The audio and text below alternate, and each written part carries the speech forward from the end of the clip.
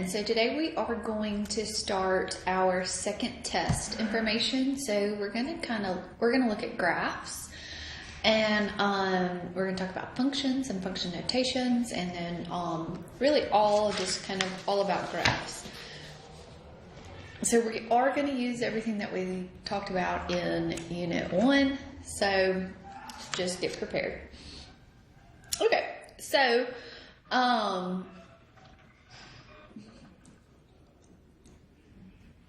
when you graph something,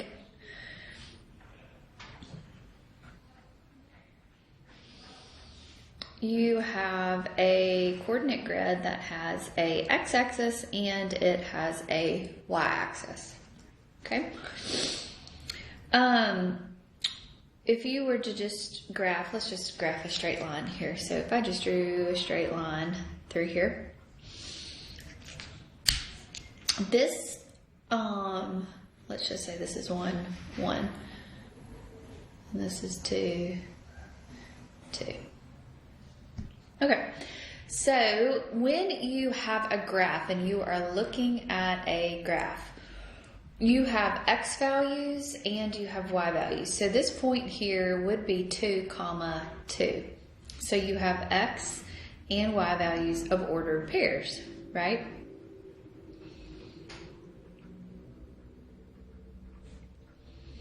Okay, so with those ordered pairs, it creates a graph. So it's either a straight line, it's a crazy looking graph, something.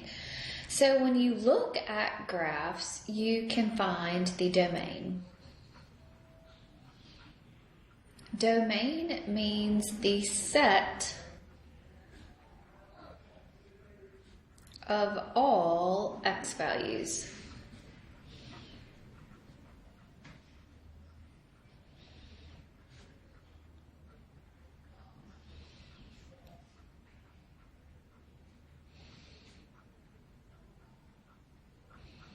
Oh wow, I wrote G with the THE over there.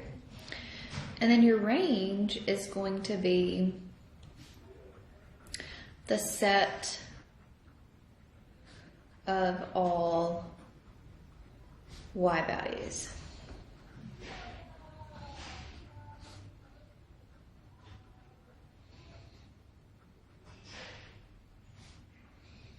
There we go. Okay, so your domain and your range are the set. So your domain deals with the x-axis. Your range, you look at your y-axis.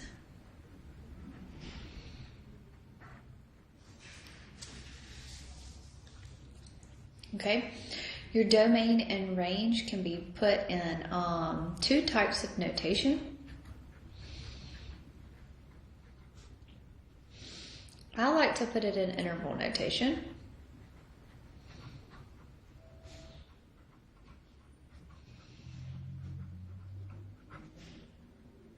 Or you could put it in set notation. Okay, so let's look here. So,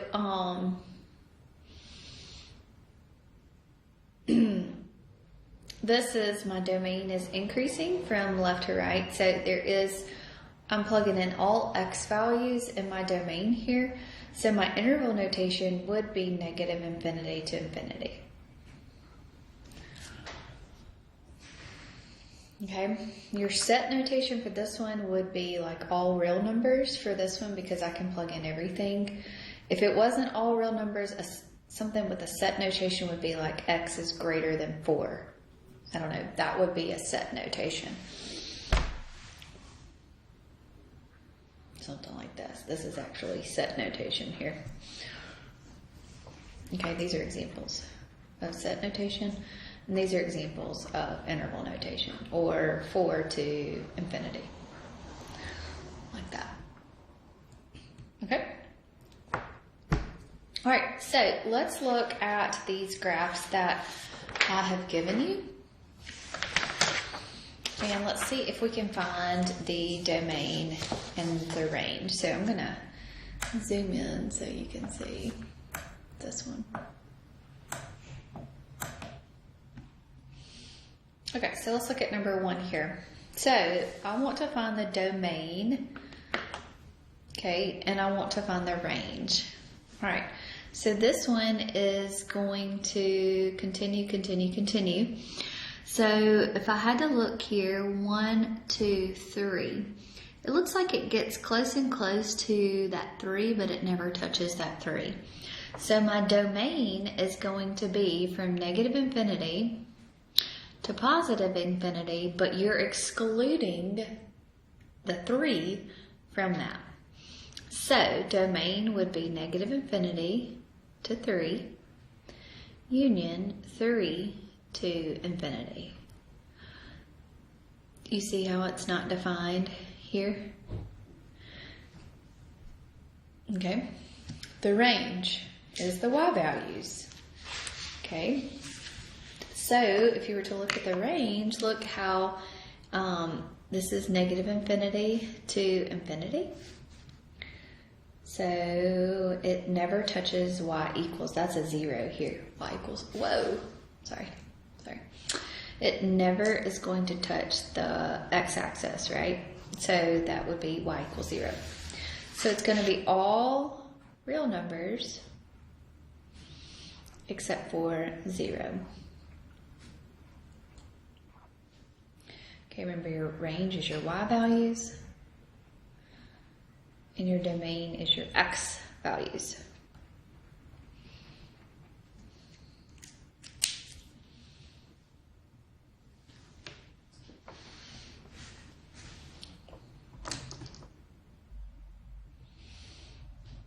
Okay. All right, let's look at number 2 here.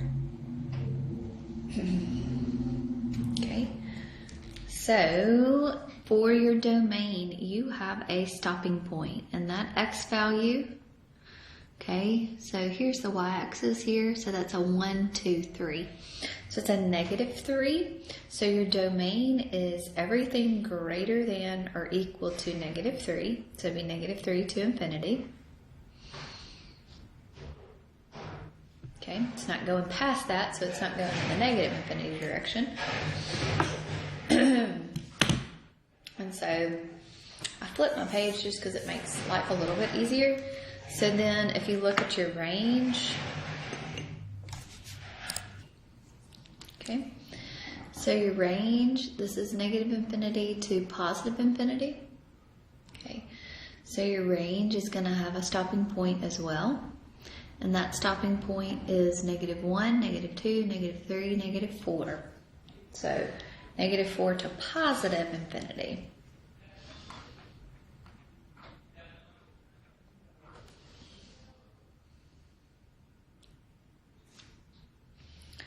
Okay, so let's look at number 3 here. So for number 3, this is actually an absolute value equation on its side a little bit. So my domain is all of my, I keep switching up my colors, I'm sorry. All my my x-axis here. So it's continuing to go in the negative infinity direction, and it's stopping on the y-axis there. So that's at x equals 0. So my domain here would be negative infinity to 0. Okay, your range then, let's flip it over. So your range is your y values. Okay, so it's continuing to go in the negative direction and it's continuing going in the positive direction. So the range is going to be negative infinity to infinity.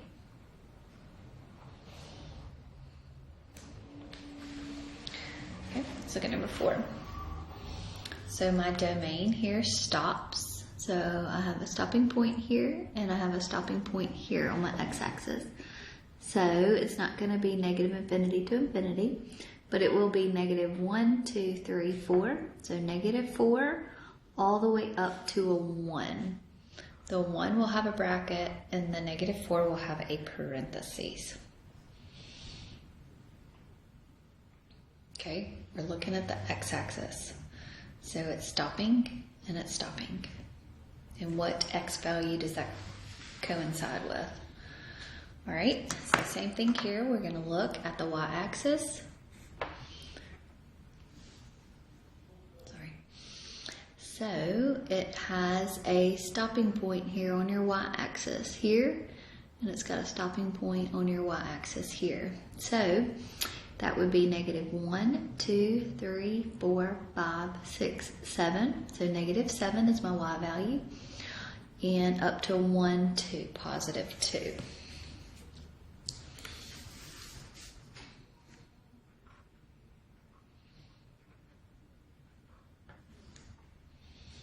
Okay. All right, let's look at 5. So y'all try to do 5, 6, and 7, or 8, all the way down, all that second column for me. So take about 10 minutes and work through those for me and see if y'all can get the domain and the range.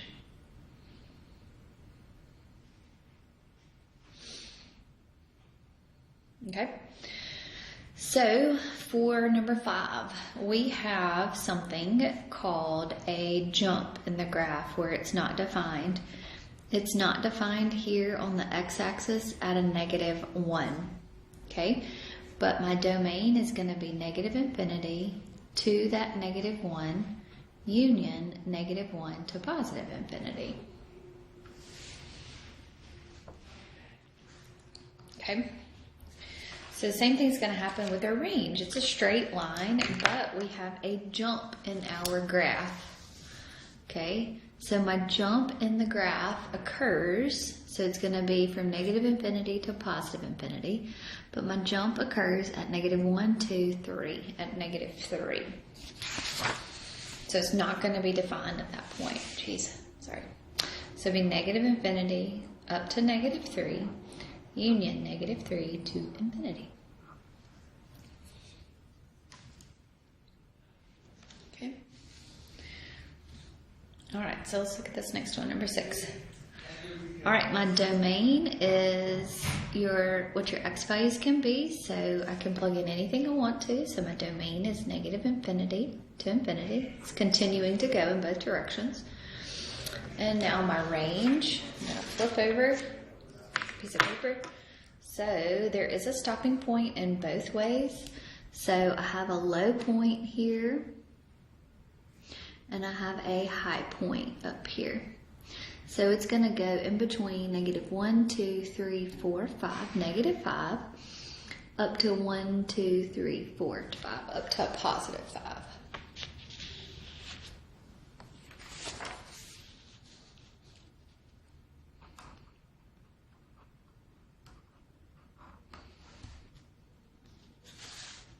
Okay.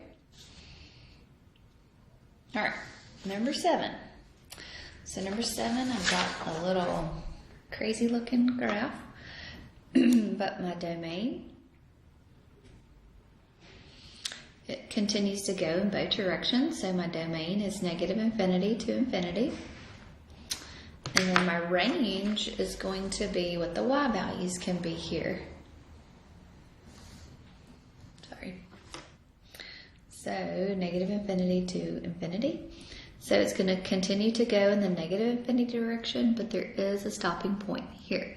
And the stopping point is at 1, 2, 3, 4, 5, 6, at a positive 6. So it's going to be from negative infinity to a positive 6. Remember, when you write it in interval notation, it's always the smallest number up to the biggest number that you see. Okay. All right, for this one, we have a domain. It continues to go in both directions here. So my domain will be from negative infinity to infinity. And then my range is going to go on negative infinity down here. And then there's a stopping point right here on my y-axis. So 1, 2, 3. It's going up to a 3. So this will be negative infinity up to a 3 at the bracket. Okay? All right, we're going to talk a little bit about functions and function notation. So, I'm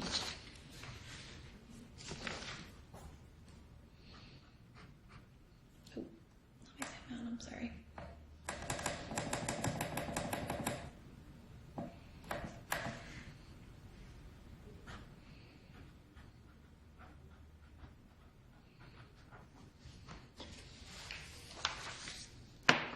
Okay, so a function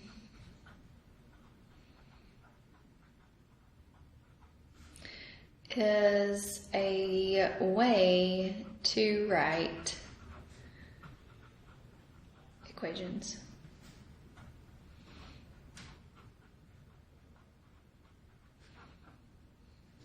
Okay, each x value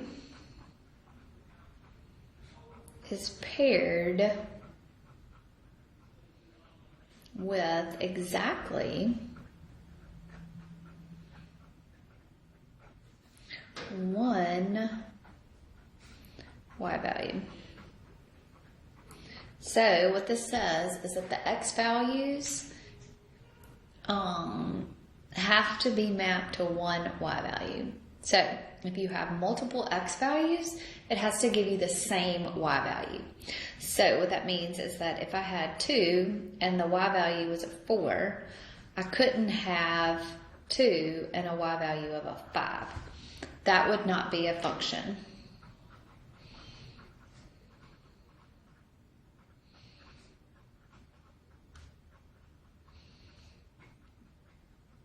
It could be a relation because it would be multiple x values and y values. Okay, you can have different x values mapped to the same y value. That's okay. This is okay.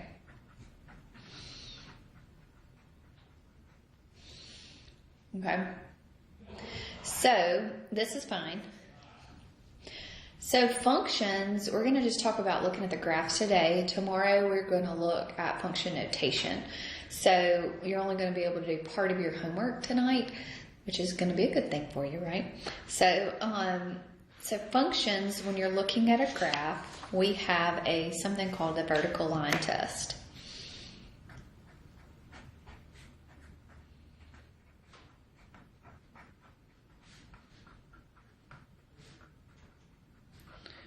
Okay, so if you draw a vertical line,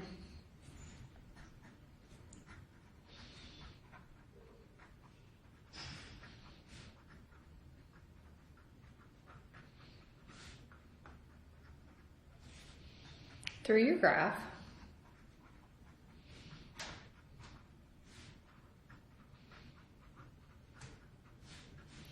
to represent a function,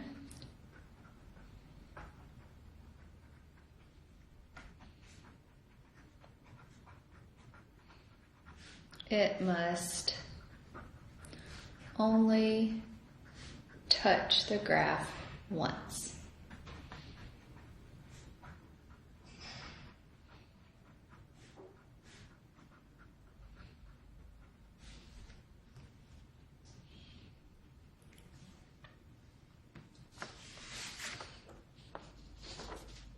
Okay.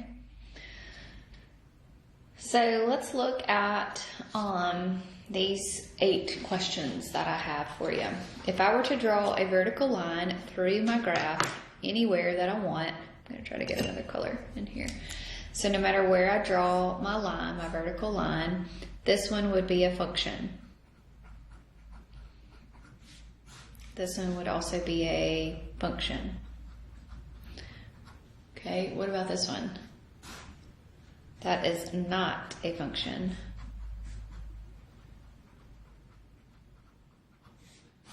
This one is a function. Sorry, way down the page. What about this one? This one is a function. Function.